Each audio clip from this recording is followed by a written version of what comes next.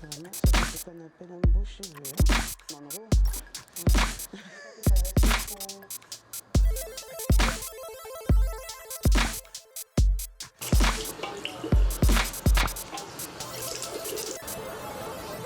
La véritable réaction aujourd'hui, c'est quand on enlève une perruque. Elles sont toutes chauves, du moins en grande partie. Elles ont toutes des problèmes d'alopécie. Donc quand on maltraite son cheveu, et ben, la note après, c'est qu'on perd ses cheveux. Quoi, les techniques capillaires, c'est tout ce qui concerne la transformation chimique du cheveu. Tout ce qui est coloration, balayage, ombrière, lissage, soins botox, défrisage, etc.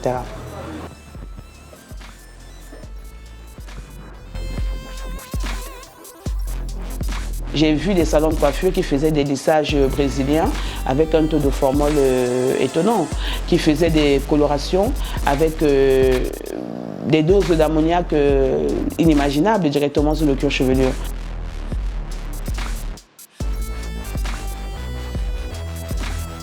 Bon, déjà l'ignorance.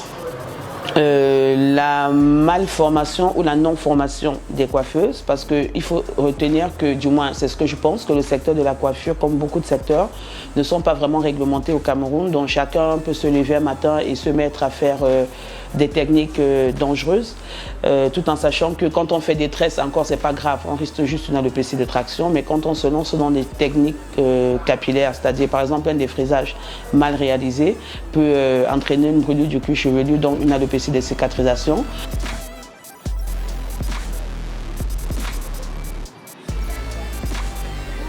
Vous m'avez expliqué que tout à l'heure vous voulez faire un shampoing et un brushing.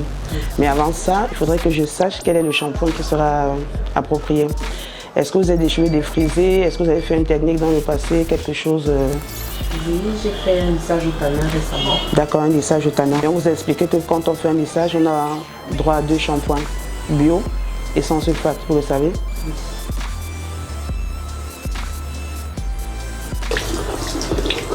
Autant que la température soit bonne.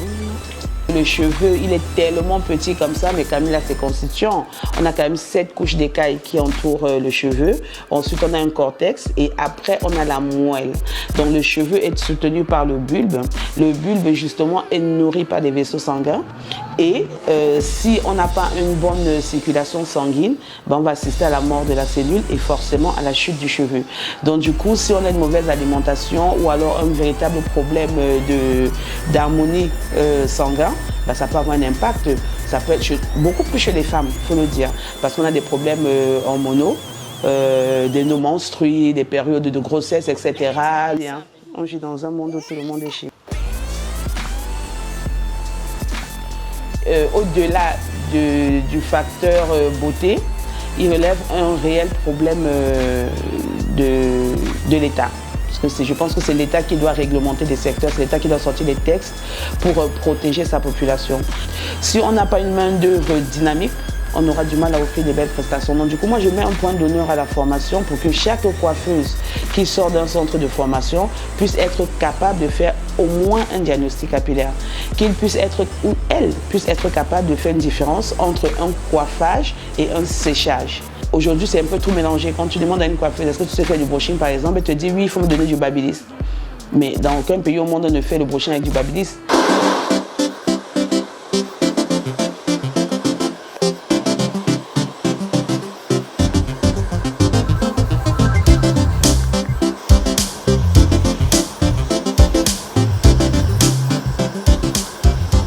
Dans un salon de coiffure, les équipements recommandés sont aussi banals qu'elles puissent paraître. Par exemple, un fauteuil de coiffage doit être à pompe.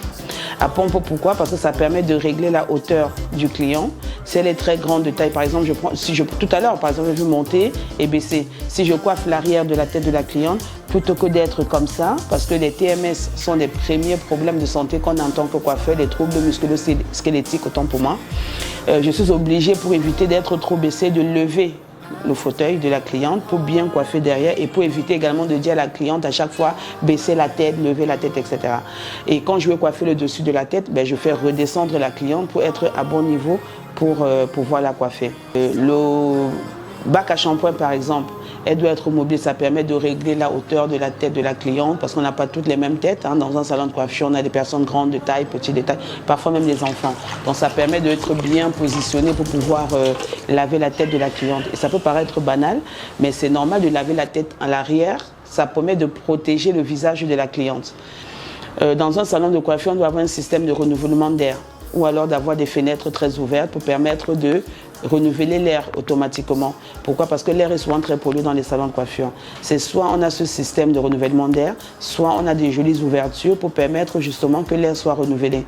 Et même des positions, plutôt que d'être là à faire un shampoing avec la tête comme ça, c'est mieux d'écarter les jambes et de bien se positionner sur les jambes pour protéger justement sa posture. Donc ça peut être des choses simples qu'une coiffeuse devrait connaître si elle veut vraiment faire carrière dans la coiffure. Donc là, on a un shampoing sans sulfate. Après un shampoing, régulièrement au bac, on fait un soin, un masque capillaire. Donc ça, c'est un masque capillaire hydratant et riche en kératine et en beurre de karité. Et après, quand le cheveu est vraiment sec, on peut au moment du coiffage rajouter un soin sans rinçage. Après, quand on a fait le soin sans rinçage et qu'on a commencé à faire le séchage, il faut mettre un thermoprotecteur pour permettre aux cheveux justement d'être protégés contre la source de chaleur. Et au moment de passer les plaques, régulièrement, il faut remettre un thermoprotecteur pour vraiment venir protéger le cuticule du cheveu afin que le cheveu ne se brûle pas. Parce que les plaques peuvent être très chaudes et sensibiliser le cheveu. Et bien à la fin, justement, un petit sérum pour rajouter un peu de brillance, la dernière hydratation. Et après un spray de lac quoi, pour maintenir la coiffure, surtout quand c'est une coiffure au vent vraiment maximum en place. Les femmes doivent comprendre que peu importe les cheveux qu'elles ont, que le cheveu soit fin, que le cheveu soit épais, que le cheveu soit de n'importe quelle texture que ce soit, il y a toujours des solutions. Et pour cela, il faut s'adresser aux bonnes personnes.